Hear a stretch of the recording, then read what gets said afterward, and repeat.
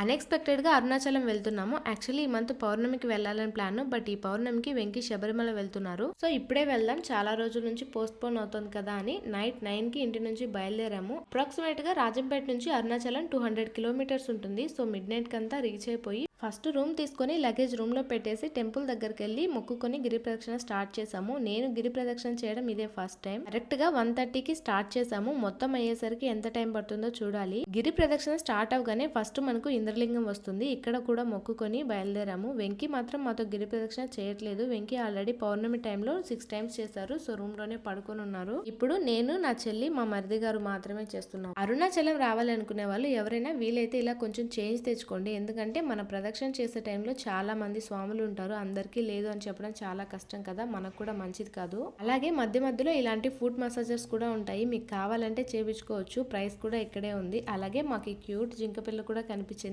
ఎంత క్యూట్ గా ఉంది కదా.